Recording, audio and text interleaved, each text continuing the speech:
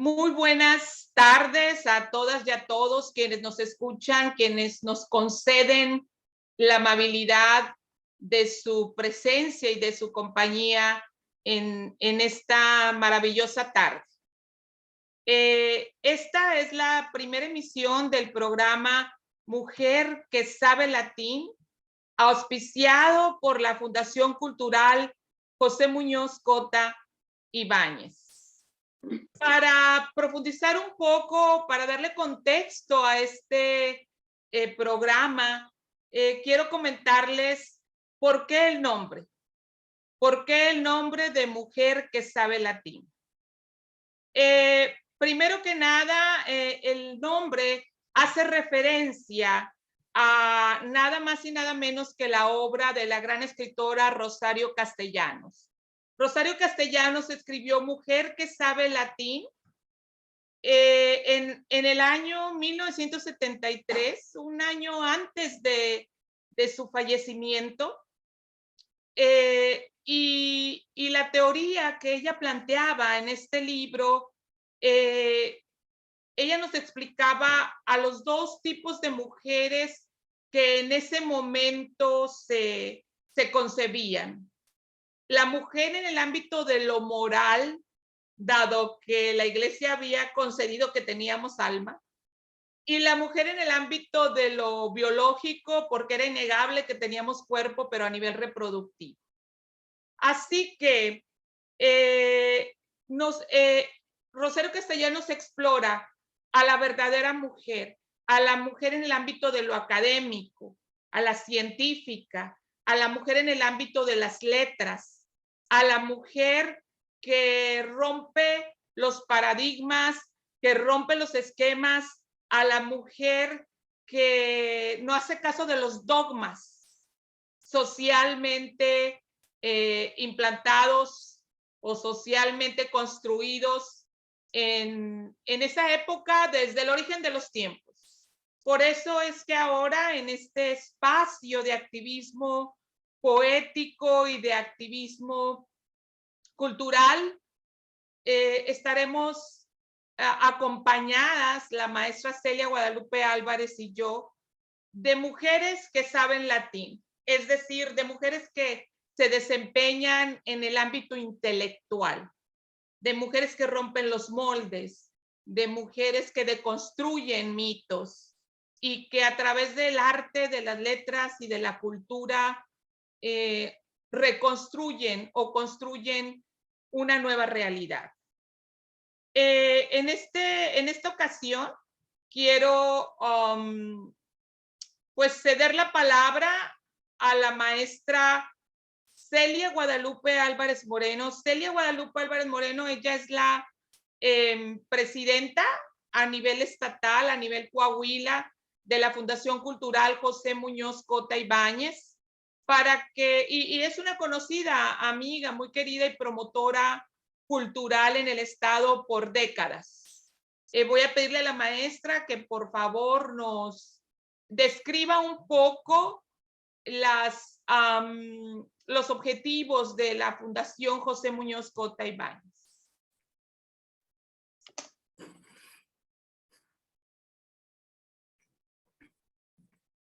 No la escuchamos, maestra, no la escuchamos. Por favor, su micrófono. Buenas tardes. Es un placer estar en esta reunión donde damos inicio a este importante proyecto que se tiene auspiciado por la Fundación José Muñoz Cota Ibáñez. Me voy a permitir comentar. La Fundación José Muñoz Cota Ibáñez fue creada en el año 2012. Su presidente a nivel nacional es el jurista y orador maestro Carlos Francisco Aquino López. Entre sus objetivos está preservar y difundir la obra del maestro, de la juventud latinoamericana, orador, escritor, político y diplomático, José Muñoz Cota Ibáñez. De igual manera, la creación de espacios de difusión del arte y la cultura entre otros. Es un placer presidirla y es un placer tener con nosotros en esta ocasión a la gran escritora Enriqueta Ramírez Salazar, orgullosamente coahuilense, y quien tiene en su haber una importante producción de libros que ya luego nos comentará. Muchas gracias. Muchas gracias a usted, maestra. Muchas gracias a usted, maestra. Y en efecto, hoy tenemos una invitada de lujo en este primer programa, Enriqueta Ramírez Salazar, mi paisana. Ella radica en Monclova, Coahuila, donde yo nací y crecí, de donde soy y a donde pertenezco. Me voy a permitir leer un poquitito nada más de tu semblanza porque es extensa, pero quiero que te conozcan, quiero que sepan quién eres. Enriqueta Ramírez Salazar es una conocida y reconocida escritora monclovense. Ella inició su carrera desde muy joven soñaba con publicar alguna vez sus libros. Ella es química, farmacobióloga de la Universidad Autónoma de Guadalajara, citología ginecológica, estudió también en la Autónoma de Nuevo León, maestra de inglés, ha sido muy activa en el gremio, en su gremio, y ha obtenido diversos lugares en concursos como Letras del Bicentenario o el certamen de cuento Coahuila, Cuna de la Revolución.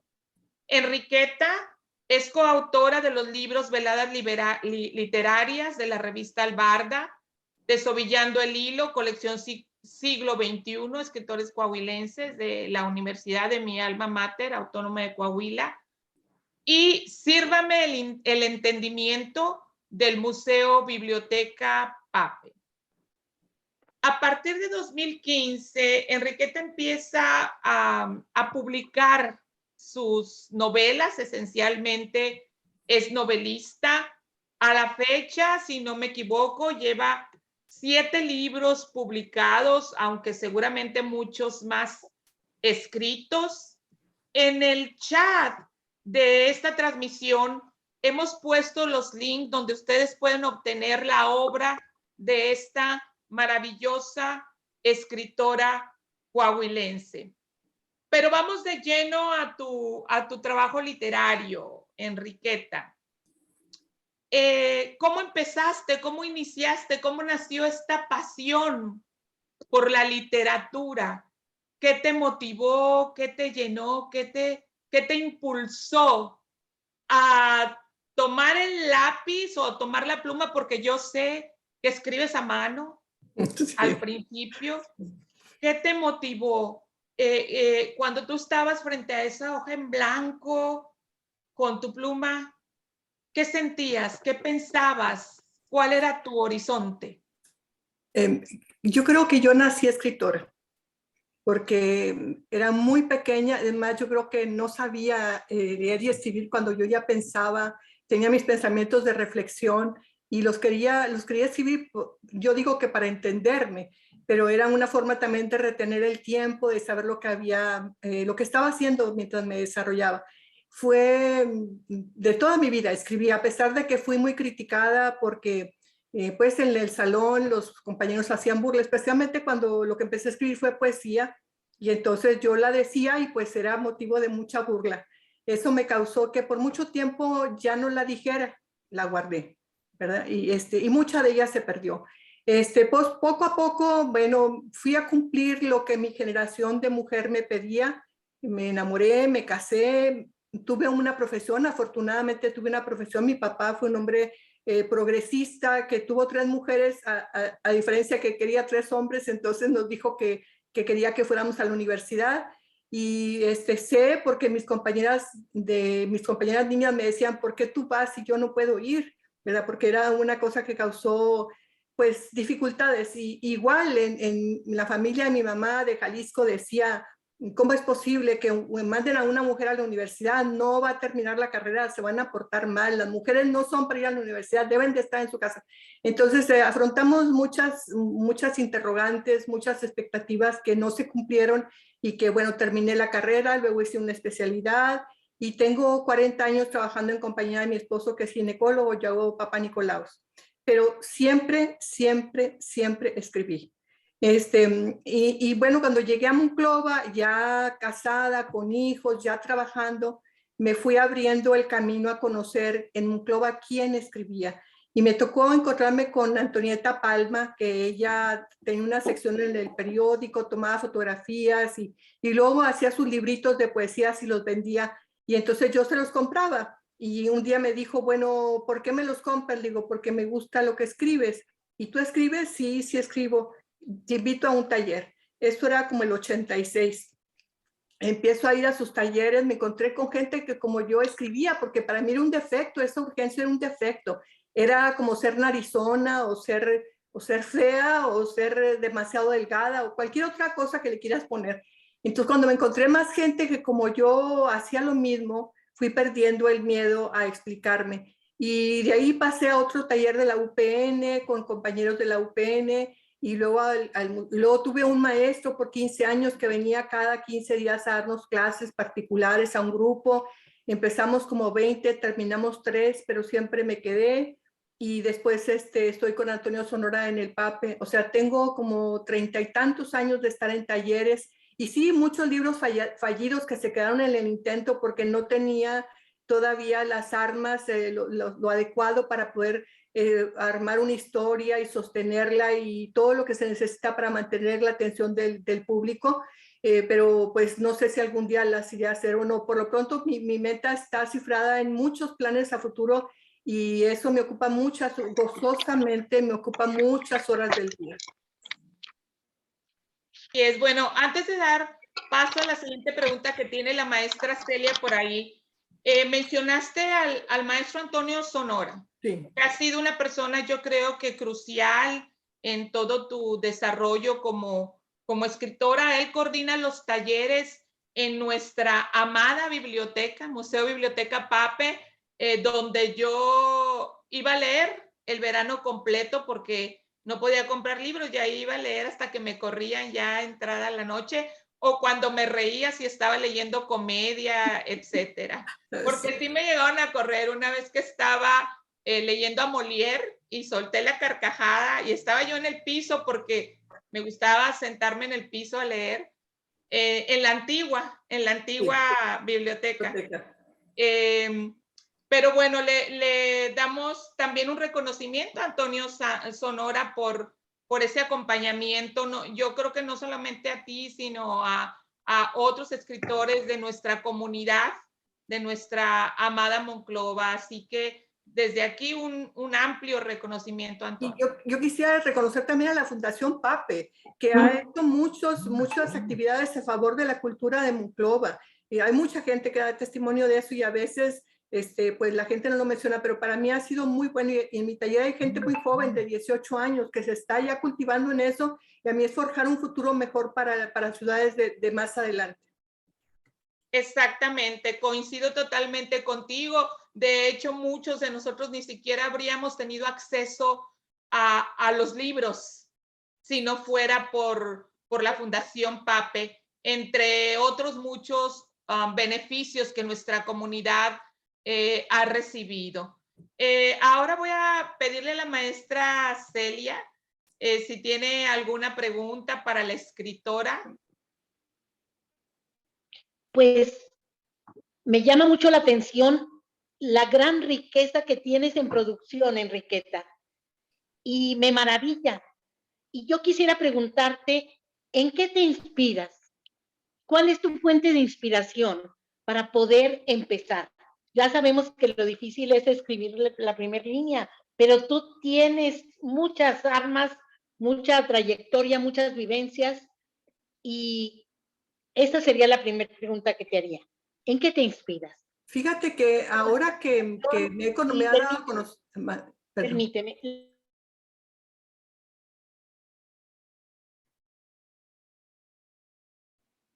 ¿Cómo decides el tema de tu nueva novela que continúa de las que ya llevas?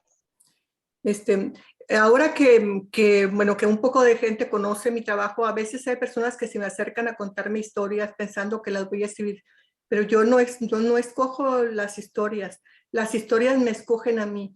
De pronto sucede algo, por ejemplo, me pasó un día que estaba viendo la televisión y veo que un muchacho recibe un trasplante de corazón. Y que cuando ese muchacho se recupera de la cirugía, empieza a escribir la poesía del muchacho que le dio el corazón.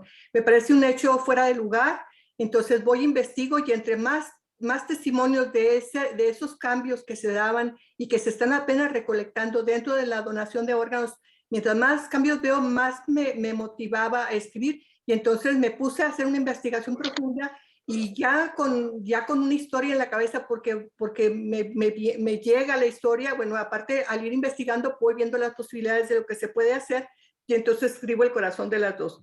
Pero no escojo yo los temas me escogen a mí. Me escogen a mí porque se pegan en mi cabeza, porque de día y de noche están ahí y me causan una necesidad, así, no es un deseo, es una necesidad de escribirlos. Entonces, pues siempre, pero esto es de toda mi vida, porque al principio los cuadernos se quedaron llenos de cosas que escribí y donde quiera que paso, no sé el día que van a ser mi gente cuando me muera, porque hay tantas cosas escritas que no sé qué basurero van a necesitar para poner todo eso, por eso es importante pasarlo a libros. Así es. Bueno, a mí, yo tengo algo que me intriga siempre de todas las escritoras y los escritores, pero más de las escritoras porque mis escritoras favoritas pues son mujeres, como Gioconda Belli o como Isabel Allende, y siempre y también Laura Esquivel, y cuando he tenido la oportunidad de conversar con ellas o de, digamos, hacerles un par de preguntas, les hago siempre esta pregunta: ¿cuál es tu personaje favorito de los tuyos? Porque tú tienes ya 7 novelas escritas y que todas tienen además debo decir que la mayoría tiene un contexto histórico que en gran parte de tu obra podemos ver nuestras calles, nuestros monumentos, como son ahora y como eran antes, nuestras tradiciones.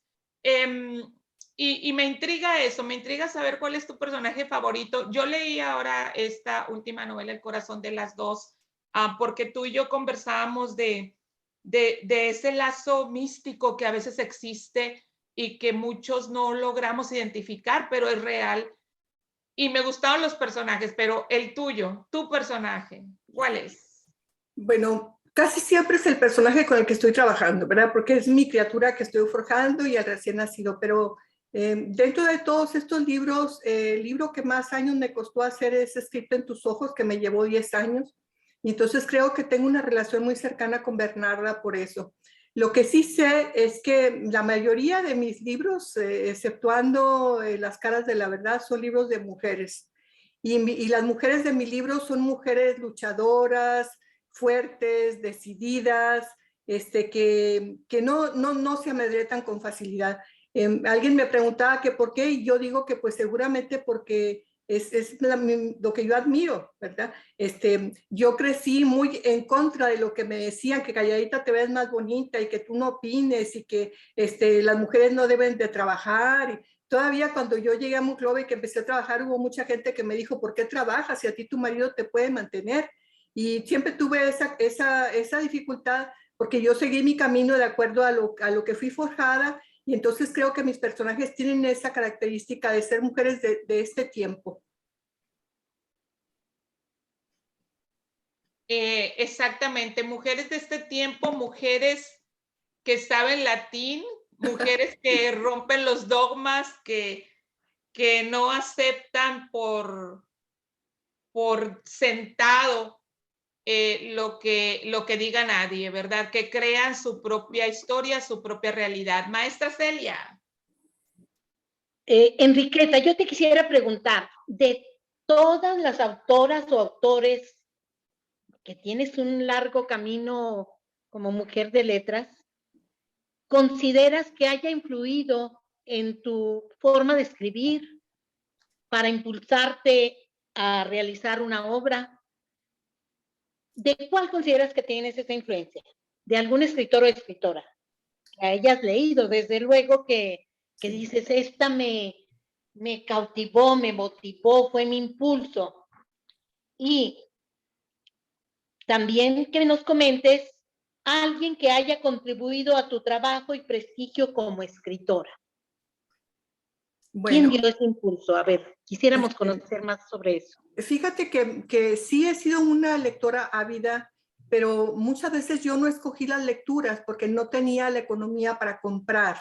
Siempre estuve al libro que me prestaran, al que estaba leyendo alguna amiga, al libro que podía conseguir en la biblioteca, al libro que alguien lo tenía prestado y yo conseguía que me lo prestara. Entonces, pero por ejemplo, yo recuerdo cuando estaba en la preparatoria que nos hicieron leer, que nos llevaron a leer a Pedro Páramo. Me acuerdo que el maestro alabó mucho que yo comprendiera ese libro que era un poco intrincado para mi edad. Bueno, el maestro alabó, pero mi mamá se enojó muchísimo y fue a protestar a la escuela porque no era un libro para una muchachita de 15 años. Pero a mí me gustó mucho y lo hemos vuelto a leer en el taller con Antonio Sonora y me vuelve a gustar. Pero a lo largo de mi vida he leído muchos libros sin que tenga una autora especial. Me he enganchado con con algunas autoras, por ejemplo, Isabel Allende. Yo leí la Casa de los Espíritus y de ahí me enganché con ella y leí muchos libros de ella. Y ahora, por ejemplo, me encanta Rosa Montero, que he estado leyendo de ella. Bueno, me encantó La ridícula idea de no volver a verte. Pero igual he leído, por ejemplo, a compañeras aquí de Monterrey, a Gabriela Riveros o a Sofía Segovia, o sea, a varias compañeras, ¿verdad? Porque me interesa saber cómo escriben, de qué escriben. Y la verdad, siempre tengo un libro. Ahorita estoy leyendo Flores en el Ático, que lo había leído hace mucho tiempo, ¿verdad? Y que me está resultando muy difícil leerlo, muy difícil. Pero, por ejemplo, eso es lo que estoy leyendo ahorita. Y siempre tengo un libro en el camino, siempre estoy leyendo algo. No sé si tenga la influencia de alguien, porque no tengo una formación literaria. No fui a una formación literaria, ¿verdad? Mi formación fue académica en otras áreas y esto pues se fue dando a lo largo de muchos años de estar duro y duro trabajando en eso. ¿Y quién me ha ayudado? Mira, me pasa, puedo dar gracias a Dios porque me he topado en el camino gente como Lupita Fraire. Nosotros nos conocimos por azar, de la casualidad, y ella me está invitando a este programa. Y igual me ha tocado con amigos, queridos amigos, que porque les gusta mi trabajo, porque platicamos en esta apertura, porque no persigo otra cosa más que fomentar la cultura, más que llevar a otros el deseo de escribir o de leer, porque estoy convencida de que un país que lee es un país que puede discernir muchas cosas y nos hace falta la lectura, porque quisiera llegar a los maestros y buscar una manera nueva de enseñar la lectura, no a fuerza. Yo batallé mucho para leer, yo tengo un problema muy fuerte de dislexia, yo batallé mucho para leer y para escribir también. Entonces, tenemos que encontrar una manera de hacer que el niño se interese en la historia, que el niño quiera leerlo, hay que encontrar qué le gusta a cada niño para saber qué. Entonces, eso es parte de lo que me mueve, poder ayudar a otras personas a involucrarse en leer, en conocer, en educarse, en formarse, en crecer y resolver problemas que uno tiene que hacerlo cuando está leyendo. Y eso ha sido mi formación. Y entonces me he encontrado con gente que es empática con mi forma de ser y que han tenido la amabilidad de compartirme sus espacios, como ahorita, y de llegar a más personas. Pero no tengo a nadie en particular. No hay atrás de mí nadie que me haya dado un apoyo especial. Simplemente voy disfrutando del camino, así, disfrutando del camino y de lo que la vida me ha dado en cada momento. Y la verdad me ha dado cosas muy hermosas como este momento. Muchas gracias, Enriqueta. Y en efecto, sí, parte de lo que me gusta mucho de ti es ese gozo. Gracias.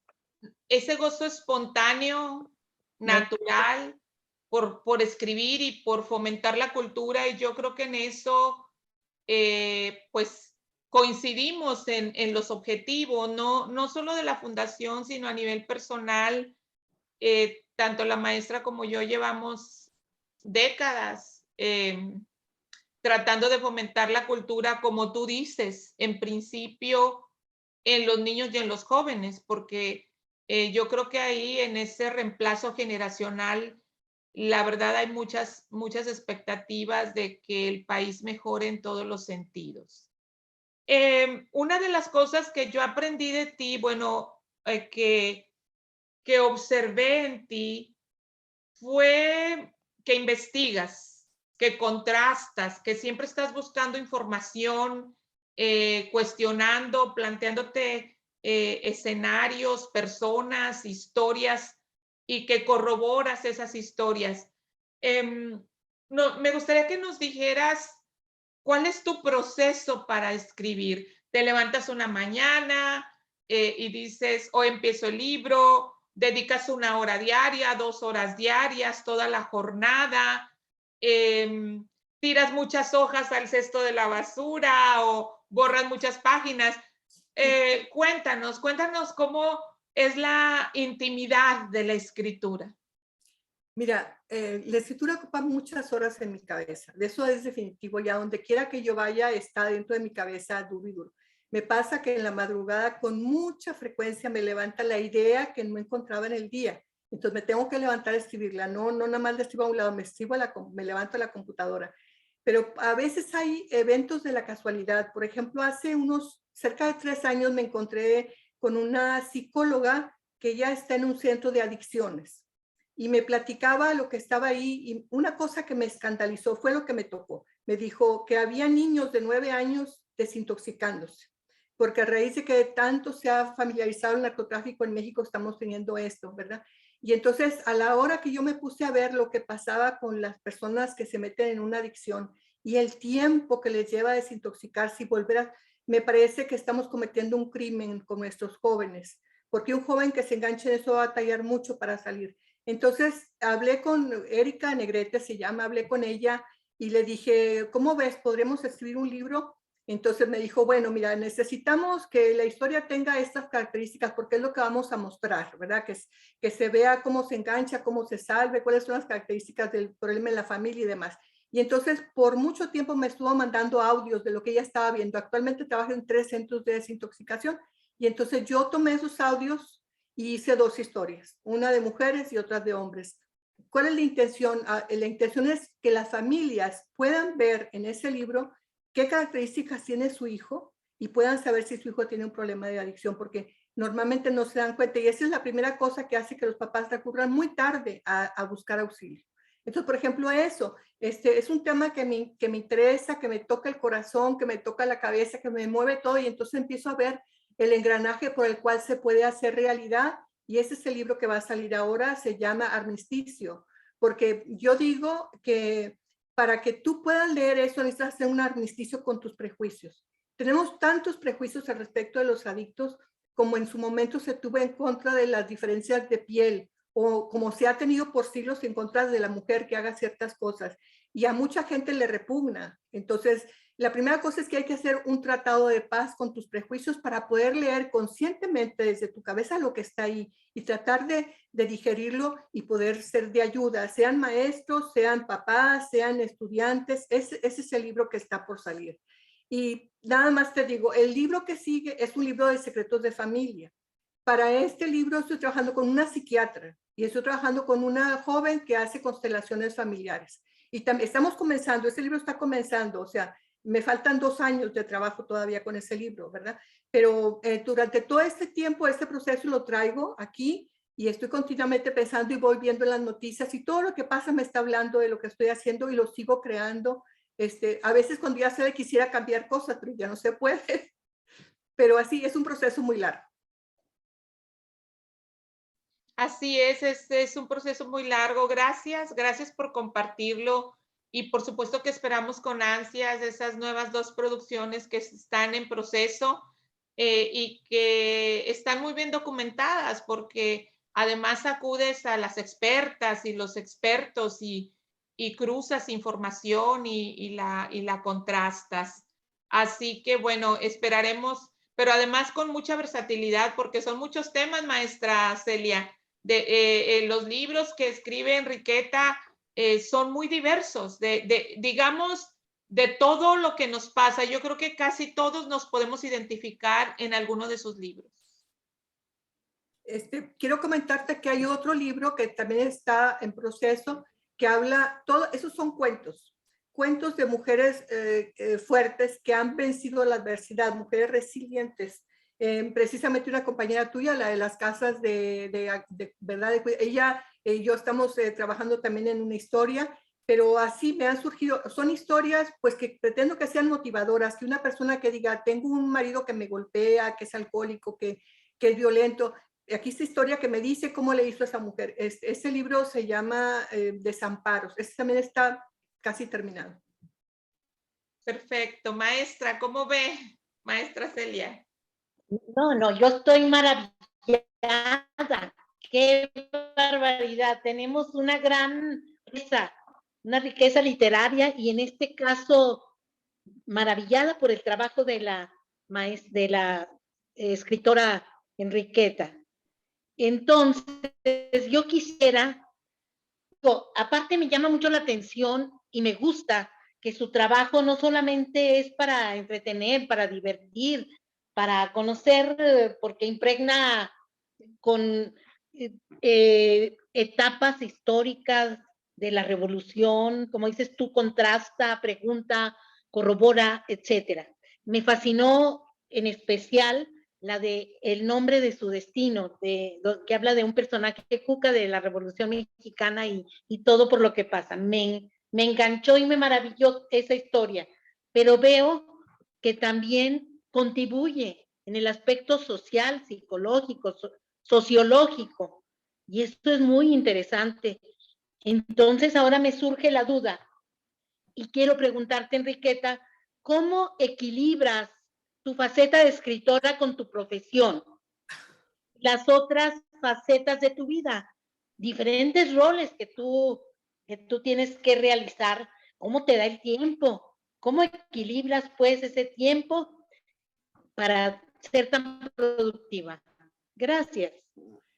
Pues mira, que siempre fui una persona muy activa, siempre me salí de los parámetros de las mujeres de mi edad, porque siempre estuve ocupada haciendo muchas cosas.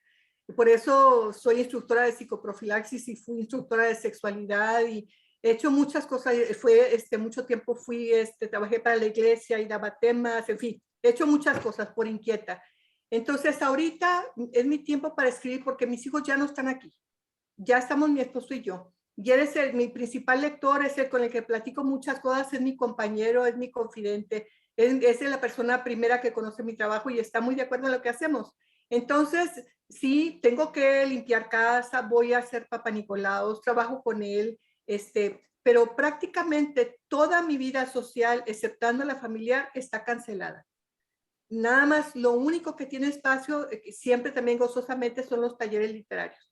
De ahí en fuera, me cuesta mucho trabajo ir a no porque me parezca que está mal que las personas vayan, es que yo siento que el tiempo se me acaba y yo quisiera escribir tantas cosas, quisiera dejar un testimonio de mi paso por la vida, porque es lo único que van a tener mis hijos y mis nietos, y quisiera que ese testimonio sirva a mucha gente. Entonces me parece importante cada minuto del día que yo pueda hacer. Aparte, yo te puedo decir que, por ejemplo, los sábados o los domingos, que es cuando más tiempo tengo, me puedo pasar sentada en la computadora de las 8 de la mañana a las 8 de la noche o a las 10 de la noche, sin comer prácticamente más que cualquier cosa, y no estoy cansada, estoy eufórica de poderlo hacer. Disfruto lo que hago.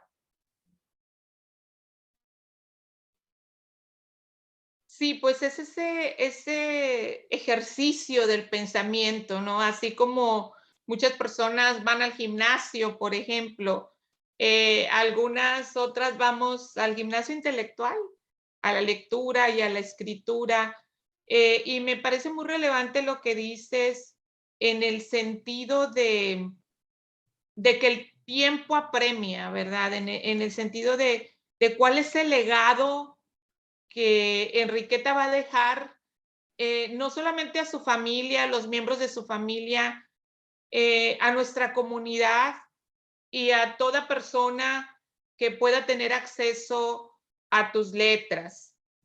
Una vez más, en el chat de de esta transmisión hemos puesto dónde dónde se pueden obtener tus libros, dónde los pueden comprar, ¿verdad? Entonces, para que quienes nos esté escuchando en este momento, pues siga esos links y pueda tener acceso a tu maravillosa obra. Yo tengo también otra pregunta en lo que la maestra se vuelve a conectar. El programa tiene su origen, o el nombre del programa tiene su origen en Mujer que sabe latín. Y entonces, a lo largo de la historia, pues estaba impedido para las mujeres no solamente el acceso a la educación, siquiera pensar, mucho menos transmitir sus pensamientos, mucho menos generar conocimiento. Sí. Pero hubo muchas mujeres disidentes que retaron eso. Bueno, la 10ª musa, entre ellos Sor Juana Inés de la Cruz, entre muchas otras. Algunas tuvieron incluso que ponerse seudónimo masculino para poder escribir. Sí. Así que mi pregunta, a mí me gustaría mucho saber, Enriqueta, ¿qué opinas de eso? ¿Qué opinas de las mujeres en la literatura? ¿Hay una literatura femenina? ¿Escribimos diferente? ¿Visualizamos el mundo diferente? ¿Qué piensas tú de eso? Fíjate que precisamente el año pasado comenzamos en el taller leyendo mujeres del siglo pasado, como Virginia Woolf, y ella está preocupada en una habitación propia, en por qué las mujeres tienen ese segundo lugar, ¿verdad? Yo te puedo decir que mi abuela quedó viuda a los 28 años con 3 hijos y no le permitieron casarse, y vivió hasta los 96 años y no le permitieron casarse. Entonces, cuando tú ves la participación de las mujeres en la escritura, en la política, en la sociedad, en la ciencia, en la familia, realmente nos estuvieron maniatadas por muchos, muchos años. Y sí, los hombres hablaban de mujeres y hablaban, pero no lo pueden hacer igual que una mujer. Entonces a mí me parece que pues nos crearon hombre y mujer, y mientras no estemos equilibrados, no estamos viendo el completo de lo que realmente somos. Me parece muy valioso la participación de la mujer. Me parece muy bueno que cada vez más mujeres se preparen, que haya más escritoras, más científicas, de todo, porque en realidad poco a poco se ha demostrado que tenemos la capacidad de trabajar en diferentes partes, y creo que ese es un buen campo para las muchachas que están actualmente surgiendo como escritoras. Cada vez hay más mujeres que escriben, cada vez su participación es más notoria, aunque por ahí oía que las editoriales aceptaban a 7 varones y a 3 mujeres a la hora de publicar, ¿verdad? Sigue siendo todavía una diferencia, y hay muchas cosas que nos falta todavía por ganar de buena manera, sin destruir, porque creo que ese es el reto, pero es un reto como sociedad, porque cuando tú ves la historia de la humanidad, caemos en guerras y caemos en pleitos y caemos en ofensas que destruyen. Y creo que ojalá que con todo lo que hemos visto, la humanidad pueda comprender y encontremos un camino de concordia, de entendimiento que nos lleve a edificar, no a destruir. Eso espero que surja de las mujeres en gran manera, y creo pues que sí, que nos falta como quiera esta convocatoria mundial a crear, a unirnos, a olvidarnos de la diferencia de colores, de creencias, de naciones, para buscar, luchar por lo que queremos, de la sociedad que queremos construir. Y mucha de la sociedad se construye con lo que leemos, con lo que aprendemos, con lo que nos enseñan los maestros. Es lo que creo yo de las mujeres. Fíjate qué mensaje tan potente, tan importante, y es la razón de ser de estos espacios. Tenemos claro, por lo menos yo estoy consciente a lo largo del camino, este medio siglo que llevo caminando, hay muchas mujeres muy valiosas, Enriqueta, que escriben poesía, que escriben cuento, que escriben ensayo, que tienen un blog, que escriben artículos periodísticos, y que son muy poco notadas. Y esa proporción 7:3 casi aplica para todo. Entonces, el mensaje potente que hoy envías es a esas jóvenes que empiezan este camino de la literatura, es no desistir. Por ejemplo, tú y yo y muchas otras iniciamos autopublicándonos.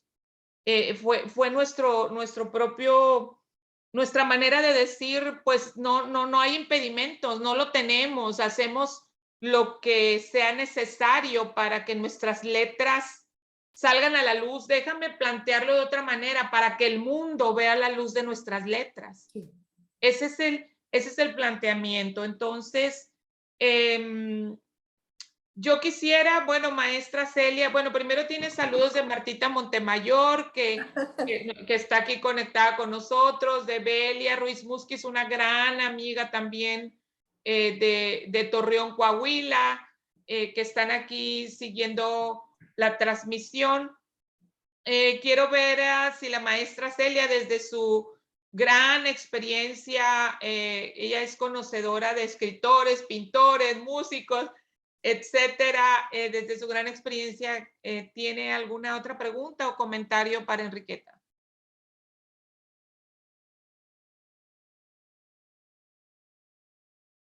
Maestra Celia.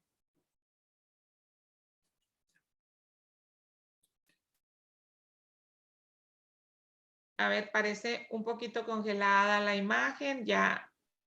A ver, No, seguimos ¿cómo sin me escucharlo. gustaría? Adelante. Sí, ¿cómo me gustaría que todo mundo tuviera la oportunidad de leer un libro de Enriqueta? Y ahí me gustaría que me hablara un poquito más.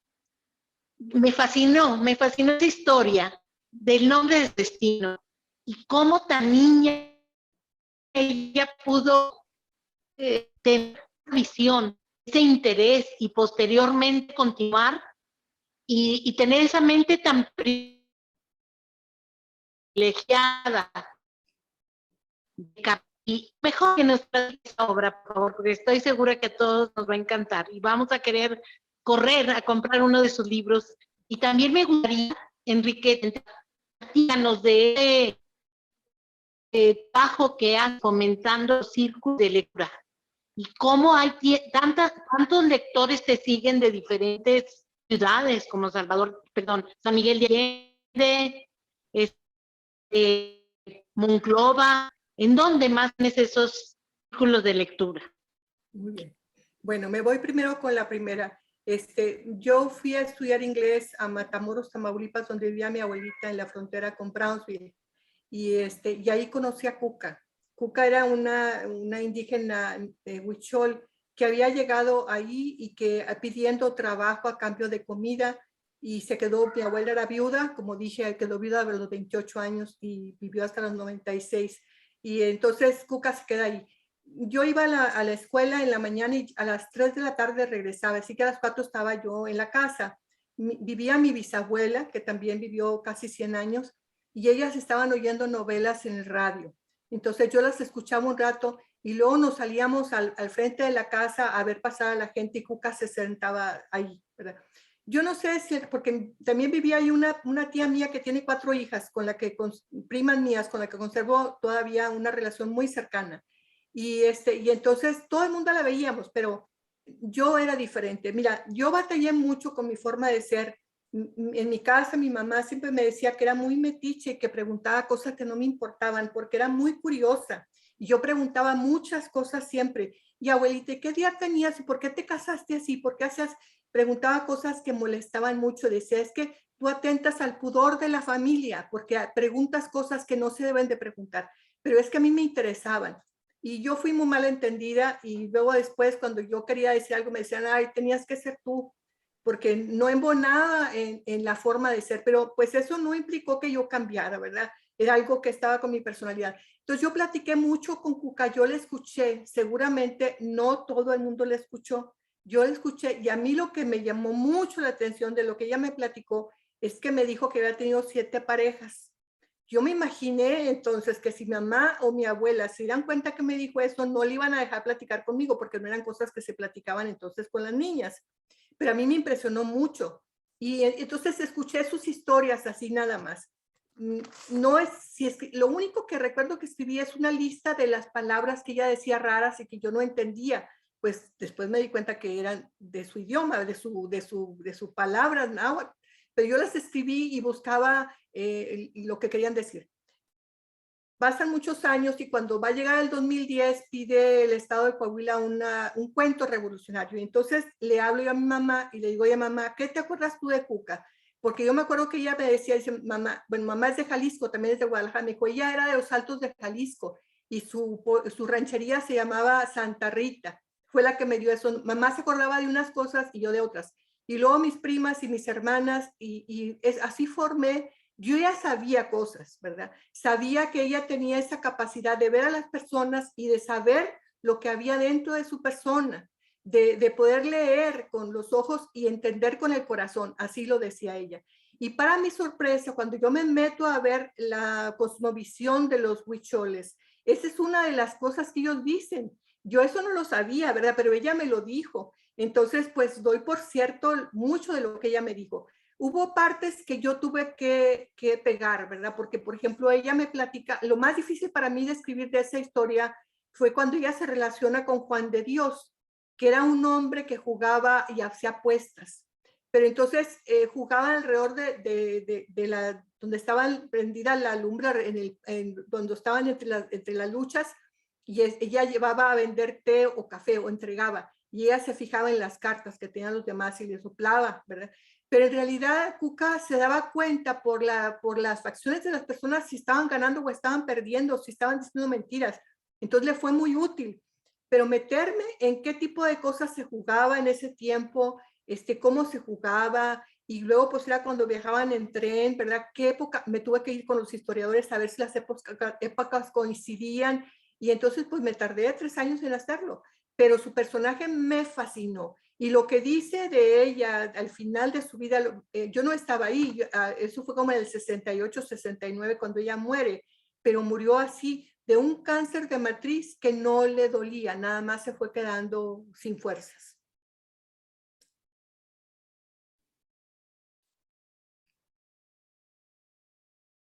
Adelante. Bueno, maravillosa historia, maestra Celia. Bueno, antes de continuar, Bertalicia Quintero, nuestra amiga también monclovense, te manda un abrazo, te manda saludar. Mira, quiero rescatar esto que nos acabas de comentar, esta historia. A mí me parece muy relevante, seguramente la maestra Celia coincidirá conmigo. ¿Cómo le vas dando un rostro, cómo le vas dando un cauce a la sabiduría de todas esas personas que te encuentras en el camino? Porque cada ser humano que nosotros nos encontramos tiene una historia y tiene sabiduría, y a veces confundimos los grados académicos con la inteligencia, con la sabiduría, con la sensibilidad, y ese es un error grandísimo. Garrafal, porque tú te sentaste con una mujer humilde que además te transmitió algo tan esencial como es la visión cosmogónica que tienen los grupos indígenas de nuestro continente. Y años después tú tienes la oportunidad de transmitir su historia, su sabiduría a través de tus letras. Y yo creo que así lo has hecho en cada, por ejemplo, tu primer novela, Click, que es sobre amor, es de amor, pero no de un amor común, sino de un amor del que no nos gusta hablar, que es un amor tabú, que es un amor entre los adultos mayores, por ejemplo. Nadie le gusta hablar de eso, lo consideran tabú, y sin embargo es una hermosa realidad. Es una hermosa realidad. Entonces, lo que decía la maestra Celia, de que no solamente escribes, no eres una entretenedora de las letras, sino que casi todo tiene un propósito social. Y y tiene un mensaje que alguien que te lea puede inspirarse o quién sabe si estés cambiando el rumbo de la vida de alguien a través de las letras, ¿no? Entonces, yo aprecio mucho eso, aprecio mucho esa generosidad tuya al escribir. Y también lo he podido constatar, no hay detrás de ti un interés particular que no sea entregar la escritura, o sea, difundir la cultura, inspirar a las nuevas generaciones. Esa autenticidad tuya, esa generosidad tuya, en verdad me conmovió mucho. Y esa es la razón por la que estás en este primer programa de la Fundación Mujer que Sabe Latín, porque te considero un ejemplo de nuestra comunidad. Pero bueno, ¿la maestra Celia tendrá algún comentario? Me falta una respuesta para la maestra Celia. Me dijo de cómo es que los grupos literarios, los clubes de lectura se reúnen conmigo. Mira, esta es una práctica que descubrí que hace Monterrey. Monterrey tiene como 50 círculos de lectura con entre 10 y 18 personas cada grupo, muy activos y muy eficientes. Entonces, pero tengo contacto con un grupo de lectura en Piedras Negras, con un grupo de lectura en Saltillo, con un grupo de lectura en México, Monterrey. También ya Monterrey ya me leyó. Entonces, mandan a pedir los libros o los leen por internet y entonces cuando terminan de leerlos, tenemos una sesión por Zoom para que ellas me pregunten lo que quieran saber. Y entonces es muy enriquecedor porque tienes así ocasión de ver a los escritores. De hecho, así me tocó con Monterrey conocer a Rosa Montero y me tocó estar también con Javier Moro, por ejemplo, y estoy esperando, lo que pasa es que ya tienen tantas reuniones que no alcanzo a verlas, pero sí es una buena manera también de que el lector conozca al autor y conozca cuánto tiempo te tardaste en escribirla, por qué le pusiste ese nombre, por qué pasó esto. Es muy enriquecedor para motivar la lectura. Entonces, tengo aparte, en el estado de Coahuila, tengo un grupo que se llama Promotores Literarios. Y ahí, pues, la gente que me está viendo de Coahuila y que les interese, la intención es simplemente lo que las personas que andamos de a pie en la literatura platiquen, ¿verdad? Que tienen un programa de radio, que hicieron un concurso de poesía, que tienen como una convocatoria de cuento, que lo compartan en el chat para que sea motivo de que otra gente quiera hacer lo mismo en donde está y que nos compartan los resultados. Me acabo de encontrar una chica aquí en Monclova estupenda que trabaja en una escuela pública y formó un grupo de lectura de chicos. Y ahora para Navidad vistió a su familia o su familia se disfrazaron de personajes de los libros y los ponía así, les tomaba un pequeño video para que adivinaran cuál era el libro. Y la persona que adivinaba los 12 libros le regaló una canasta de libros. Me parece muy creativa su manera de llamar a la lectura y una persona que no conoces del mundo, ¿verdad? En que vivimos. Ella es orgullosamente parte de este grupo y creo que debe haber mucha otra gente que hace ese tipo de cosas desinteresadas y que benefician a mucha gente. Maestra Celia, adelante.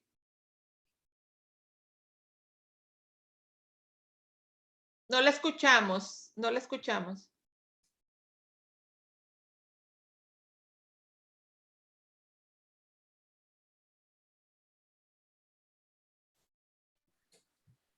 Si tomamos el lado positivo de este encierro, podríamos motivar a la lectura a todas las personas y deleitarnos, cambiar el estar pensando en la pandemia, en estando tipo,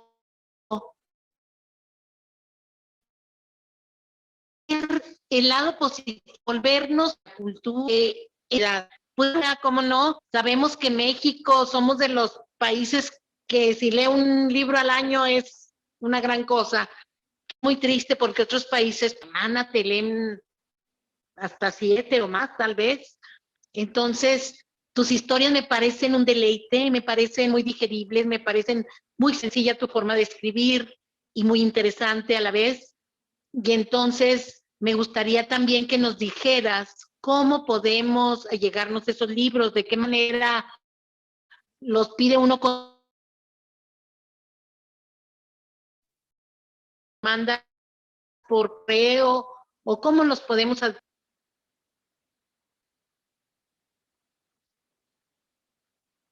¿Cómo podemos adquirir tus libros, Enriqueta? Actualmente en físico nada más los tengo yo porque pues me he autopublicado, ¿verdad? Me lo piden de muchas partes, lo mando por una paquetería, pero por ejemplo, pues sí es caro porque a Monterrey cuesta 200 pesos enviarlos de aquí de Monclova y entre más lejos mejor. Yo a veces lo que digo, cuesta más caro. Lo que sí les digo cuando van a comprar es que si lo compran en grupo pueden distribuir entre todas el precio del envío y sale más económico, pero me los piden por Facebook, por el Messenger de Facebook. Las personas que tienen el teléfono de mi trabajo, el 866-177-8080, donde mi secretaria les va a contestar, también me los piden por ahí y se los mando. La gente de Monclova, pues yo hasta se los llevo a su casa si quieren, ¿verdad? Y si no, pues pasan por ellos a mi trabajo. Y pueden encontrarme en el Facebook, en el Instagram, en el YouTube. He subido muchas de las grabaciones que he hecho. Y pues gracias a personas que me invitan, me he mantenido en un nivel de trabajo y de darme a conocer bastante activa en este tiempo de pandemia. Muchas gracias, Enriqueta. Bueno, sí, maestra, adelante. Se acerca el 14 de febrero. Ahí me gustaría a mi amor imposible o a mi amor platónico regalarle un libro. Entonces es muy buena oportunidad para el 14 de febrero pedirle un libro que me sirva de regalo y que sería un regalo muy apreciable, muy buen regalo. Gracias, Enriqueta. Aparte les quiero decir, miren, el precio de los libros son 270 pesos, que son más baratos que los que están en las librerías. Pero si la persona me compra 2 libros, solamente paga 400. Viene saliendo a 200 pesos el libro. Es mucho más económico, ¿verdad? Entonces, incluso con la compra de 2 libros casi paga lo que le cuesta el envío. Esta promoción la tenemos hace rato con la idea precisamente de hacer llegar los libros a diferentes partes.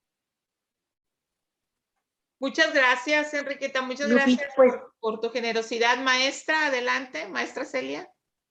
Ya no tengo más preguntas. Yo estoy maravillada y me alegra que haya sido Enriqueta Ramírez Salazar quien haya abierto este primer programa de nosotros. Es de lujo y es un placer escucharla y me agrada mucho y me motiva que tenerla con nosotros en esta apertura del programa que tenemos en mente. Muchas gracias, Lupita. Muchas gracias. Bueno, yo quiero destacar algo. A propósito de lo que decía la maestra Celia, en esta pandemia, pues muchas cosas cambiaron y llegó la virtualidad y también llegó el encierro. Y yo creo que una gran opción para conservar la salud mental, para conservar la estabilidad emocional de todos nosotros es la lectura. Es la lectura, bien sea a través de ordenar los libros o físicamente o comprarlos digitalmente o participar en estos círculos de lectura que ya Enriqueta nos señalaba. Qué importante es en este momento de que se ha alargado la oscuridad sobre el planeta, esta oscuridad que estamos viviendo y que eventualmente invade también el universo personal. Qué importante es la lectura para mantenernos a salvo, para mantenernos sanos, para mantenernos ecuánimes en medio de tantos dolores. Pero quiero referirme a lo siguiente, que también lo mencionaba la maestra Celia, pero quiero hacer hincapié. Enriqueta tiene una escritura muy bien pulida, es una mujer documentada y es una mujer que lee. Por lo tanto, su escritura es pulida. Pero al mismo tiempo, es una escritura sencilla que todos podemos entender. No se necesita ser erudito para poder entender la literatura de Enriqueta Ramírez, porque a veces ese es un obstáculo. A veces la gente piensa que comprar un libro o que leer un libro implica que tengan todo un bagaje detrás de haber leído, de erudición, etcétera, y no es así. Fíjate, Enriqueta, yo te digo, leí este libro, El corazón de las dos, que además fue el que nos unió porque coincidimos en el consultorio del doctor París Campero, un gran amigo y un extraordinario lector también. Y el lenguaje pulido, un lenguaje documentado, es al mismo tiempo un lenguaje que podemos entender todo mundo. Y yo creo que eso es importante, que la lectura sea accesible para todas las personas, que no seamos solo un pequeño y minúsculo grupo que nos decimos lectores, pero que no comuniquemos. Entonces, en ese lenguaje de Enriqueta Ramírez es posible establecer durante la lectura un diálogo con el lector, un diálogo con los personajes, un diálogo con la historia, y ese es uno de los elementos que quiero destacar de la escritura de las letras de Enriqueta Ramírez Salazar. Así que acerquémonos a la lectura. Yo creo que es un momento, que siempre es momento para empezar a leer, y sobre todo con estas historias tan nuestras, tan reales, de personajes que todos podemos identificar quizás. Así que, bueno, ya ella nos dijo dónde los podemos conseguir. De todas formas, vamos a seguir escribiendo, poniendo en el Facebook dónde los pueden conseguir. A la escritora Enriqueta Ramírez Salazar, ¿cuál es tu mensaje final? ¿Con qué te quedas? ¿Qué quieres decir? ¿Qué no puede quedarse adentro de tu corazón en este momento? Yo lo que quiero decir es que ojalá que todas las personas que nos están escuchando se hagan el propósito de leer un libro y se hagan el propósito de invitar a más personas a leer. Creo que hacer círculos de lectura, que te juntes una vez al mes a leer el libro o a comentar lo que viste, es una excelente manera de pasar el tiempo y de crecer. Es una manera muy buena de fomentar la lectura.